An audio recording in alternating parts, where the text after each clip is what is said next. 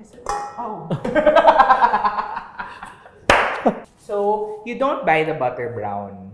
1 tablespoon. It's 1 teaspoon. A teaspoon. Alright, ready, set.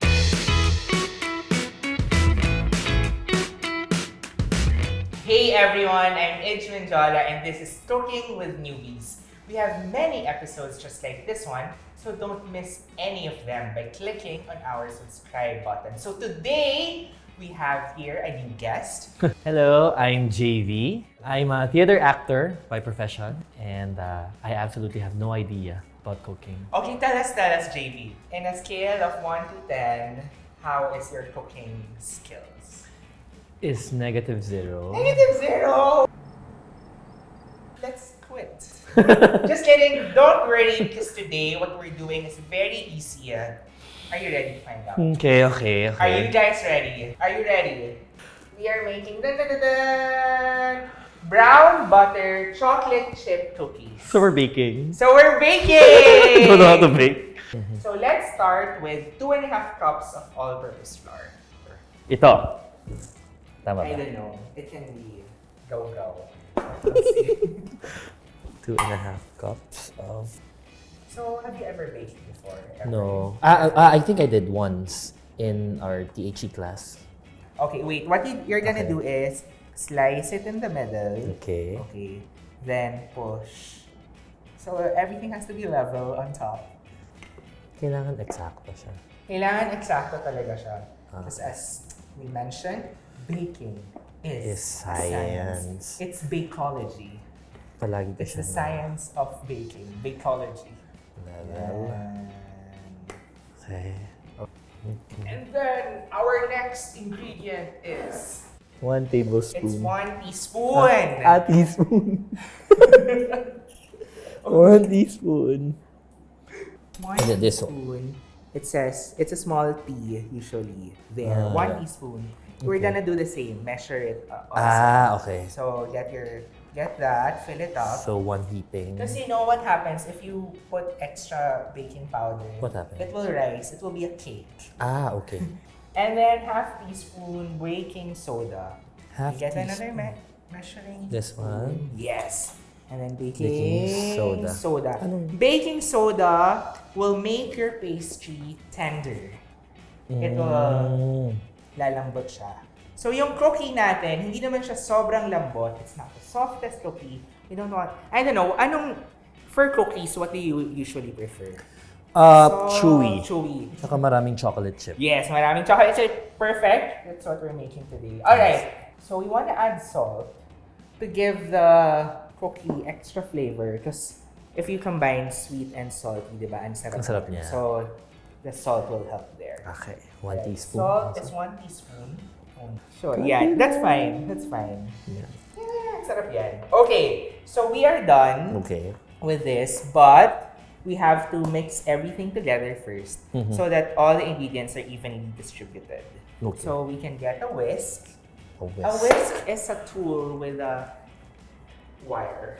This one. With wires. Yes, you can use that. A tool with a wire. And then you can just make sure everything's in there. Next is 3/4 cup brown sugar. Okay. 3/4 cup Let's brown put it sugar. aside. Okay. 3/4 cup, surprise, it might not be there. So we're gonna do some math. Okay. So what is 3/4 cup? 3/4 cup is 1 cup minus 1/4 cup, but So we don't 1/2 we plus cannot do 1/4? that. So we are gonna do addition, not subtraction. So we So can 3 do 1/4? either 3 1/4 cups or 1/2 cup plus 1/4 cup. Perfect. You know what? To help you, you can use a spoon. Okay. And to fill up your cup. So what are we using? 1/4 cup. 1/4. So let's see mga netizens kung anong gagawin niya. 1/4 cup o 1/2 cup at 1/4 cup. Pwede rin yung gawin 1/2 cup At isang 1/4. Okay. I can't do that. Okay, I let him go. You can do it. Yes. Sige. Para And exciting. he's doing 1/8 naman. Shucks, he went to 1/8, ladies and gentlemen. I am not in that territory anymore. I don't know my math that well. I'm so sorry. We are done with 1/4 plus 1/8. I don't know what's next. Okay, I know na. 1/8 plus 1/8 is 1/16. Technically 1/4 already. Just kidding. 1/8 plus 1/8 is 1/4. I'm just kidding, guys. I know my math. So yun naman. Guys, my email address before was mathwiz121@yahoo.com. So, see, I was a math whiz. Okay, so the last part is another 1/4 cup. So perfect. Alright. Yay! So we are done with our sugar. But we need another sugar. We need half cup sugar. Ang bagal ko. So half cup. Don't worry. Half 1/3, 1/2. Meron pa akong isang naluto na pala. Yes, what? Hot cake. Hot cake from the... From the mix. That's okay. That's almost the same thing. Parang, if you want to get into baking, that can be your first step. Okay, yay! Okay. So we have that. So we are gonna crack 2 large eggs. Okay. So very specific, guys. That's a tip for everyone. If a recipe calls for 2 large eggs, if it calls for a large egg, we really have to get large. How do you find out? You buy it from the grocery. Itlog kasi. Okay, when you buy in the grocery, the package usually says medium, large, extra large. Or if you go to the palengke, lahat ng sizes meron sila from small to double XL. Sometimes they even have double yolks, which means 2 2 yolks. yolks. So, but this time we need 2 large eggs. So we Okay. have 4 large eggs here. Very careful na, guys. The weight. Okay, perfect. Yeah? Yay! That's Okay. good. Yay! Okay, another one. Okay. Very good. Okay. So, you really want, for baking, the suggestion is really to find good vanilla extract because it makes a difference talaga if you use really good vanilla. Like, you can smell it. This is not soy sauce, guys. It's really vanilla. You only need 1 teaspoon. 1 teaspoon. Okay.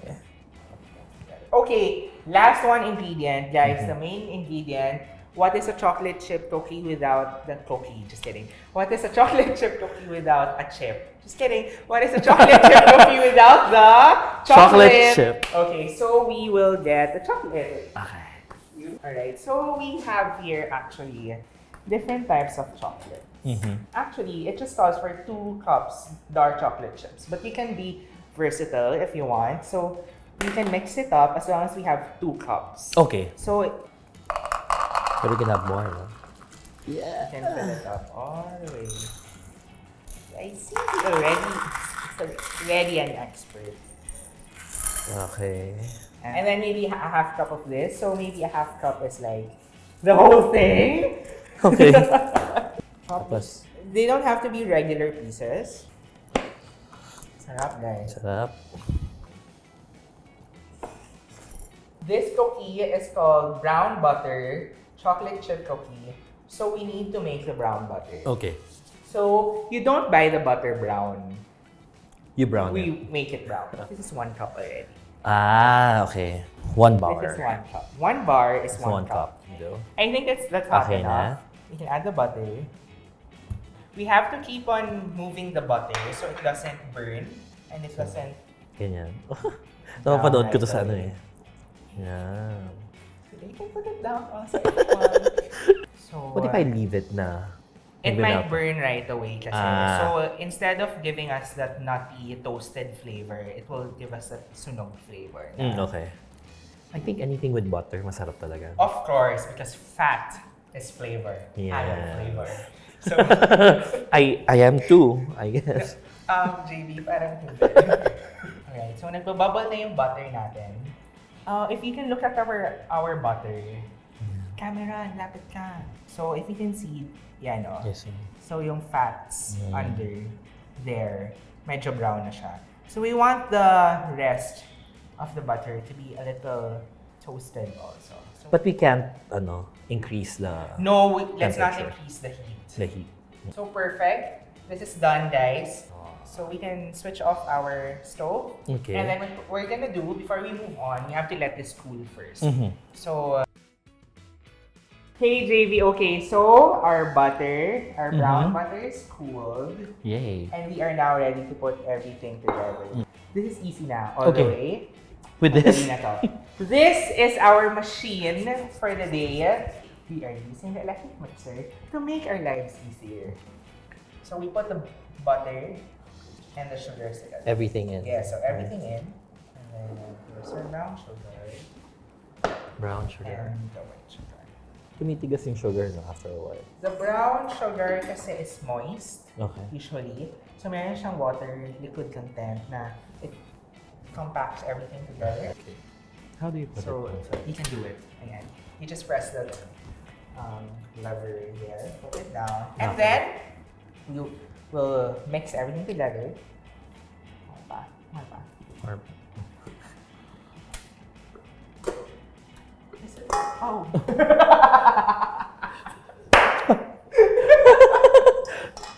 okay. Ulit. I think mali. Okay, so you find that thing. So it's like a key. Okay. It's like inserting a key into a keyhole. Ah. Let's into it. So key, The key? under, up, and then lock. Lock. There you go. Then you can put it down and you can mix. Sana tama na to. Tama. There we go. Yes.